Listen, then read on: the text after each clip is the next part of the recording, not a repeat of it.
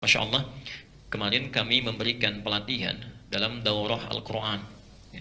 Tapi yang menarik, pesertanya itu bukan para hufaz, bukan orang-orang yang terbiasa memang di pesantren untuk menghafal Quran atau di sekolah. Tapi yang paling menarik, pesertanya adalah orang-orang yang bekerja di perusahaan, di pabrik. Anda bisa bayangkan, ya.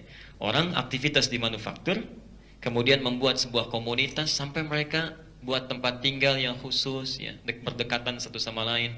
Itu kompak mereka, Masya Allah, dalam kesibukannya, dalam beraktivitasnya, masih menginginkan satu waktu untuk mempelajari, menghafalkan Al-Quran, ya. Dan itu bukan satu dua orang, tapi di bawah keluarganya. Itu yang menarik, ya. Ada sekitar 90 keluarga, ya. Mereka membuat komunitas, direkatkan ukhuwahnya. Lalu mereka berpikir, apa yang terbaik yang bisa dilakukan. Anda bisa bayangkan, saat weekend, kebiasaan orang kerja, capek, pengen istirahat, ya, kemungkinan diajak keluarganya itu untuk tamasya. Apalagi yang tempatnya tidak mudah, arahnya ke Bandung, ke Lembang, ada macet, kanan kiri juga macet. Tapi Masya Allah, niatnya berbeda-beda. Ada yang sibuk dalam kemacetan untuk bertamasya, untuk rekreasi. Tidak sedikit yang cuma ingin keluar ke jalan saja. Tapi orang-orang ini hebatnya, luar biasanya, dalam weekendnya, dalam macetnya, mereka teguh berangkat menemukan tempat untuk menghafalkan kitab Allah. Wah, ada sekitar 230 orang dengan keluarganya, ya. Tidak bisa gambarkan, kepala keluarga 90 orang, ada anak-anaknya. Seorang punya anak 3 kecil-kecil di bawah semua. Lucu-lucu itu, ya, Masya Allah. Dan mereka bermohon, berharap kepada Allah, setidaknya pulang dari situ sudah kuat niatnya untuk bisa menghafalkan Quran, ya. Kami kemarin berikan pelatihan, dan Masya Allah, ini hari kedua, ya, saya menghadapi situasi, ada di antara hamba-hamba Allah yang juga tidak jauh berbeda. Hari libur, hari Ahad, Masya Allah, ya, dan padat aktivitasnya. Ada yang sedang berolahraga sekarang, ada yang sedang bertamasya, bahkan ada yang masih beristirahat. Tapi Anda dipilih oleh Allah, kalau bukan karena pertolongan Allah Subhanahu wa Ta'ala, digerakkan, Anda bisa hadir ke sini, Anda memilih untuk belajar. Ini pun keutamaan, ya. Karena itu berbahagialah ketika Anda mendapatkan nikmat itu. Nabi SAW menyampaikan, coba pegang teguh, pelihara, karena itu bagian dari tanda kebaikan. Ini sering saya ulang-ulang, ya. Kalau Anda punya kitab Al-Bukhari, itu ada di nomor hadis 71, Kitabul Ilmi, ya, kitab tentang aturan-aturan adab menuntut ilmu. Itu langsung disebut oleh Nabi, ya. Perhatikan kalimatnya, langsung disebut. Saya sering ulangi ini, ya. Man yuridillahu bihi khaira, siapa yang sudah diinginkan oleh Allah berubah menjadi orang baik, memiliki sifat-sifat kebaikan. Dan yang bilang baik itu bukan kita, ya. Kalau manusia yang sampaikan dia baik, orang lain belum tentu sepaham, ya. Anda tinggal di Jakapermai, lalu orang Jakapermai mengatakan Anda baik, tapi belum tentu dengan orang Galaksi, ya. Ini baru Bekasi, belum tentu dengan orang Jakarta. Seseorang di Bekasi dianggap baik, orang Jakarta belum tentu menilainya baik. Tapi kalau Allah mengatakan dia orang baik, maka seluruh penghuni langit dan bumi akan mengatakan dia baik, ya.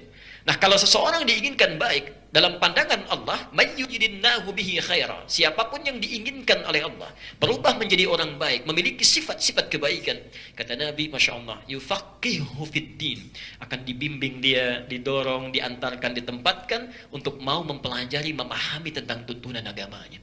Ini berbahagialah Anda ketika Anda menginvestasikan waktu, tinggalkan tenaga, Anda bisa memilih untuk rekreasi, Anda datang ke rumah Allah untuk belajar. Itu tandanya Anda sudah dipanggil, diberikan nikmat untuk mendekat. Nah, kalau Anda sudah ditempatkan di sini, hadir, tapi juga belum berniat untuk berubah, maka coba mohonkan kepada Allah, dengan cara apa lagi mesti dibantu untuk berubah, ya.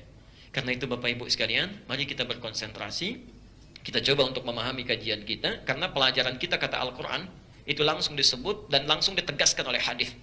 Menuntut ilmu itu bagi orang yang sudah diberikan nikmatnya, bukan sekedar datang, duduk, lewat, pulang. Tidak, itu bukan sifatnya, ya. Bahasa Qurannya tafaqquh fid din, Quran surah 9 ayat 122. Lihat tafaqquhu fid din, ya. Bahasa hadisnya yufaqihu fid din. Fikih itu paham. Ingat ya, paham mengerti. Paham mengerti. Jangan sampai Anda jauh-jauh datang ke tempat ini ingin belajar, tapi keluar dari sini tidak paham apa yang dipelajari, ya. Karena itu nanti apa yang tidak kita pahami, tidak kita mengerti, selesaikan, tuntaskan, sehingga ketika kita beribadah, kita ibadah dengan pemahaman yang sudah melekat dalam diri kita, ya. Coba tolong renungkan, ya. ini barangkali terakhir kali saya mengingatkan. Ya, insya Allah dalam sesi ini, maaf tolong renungkan.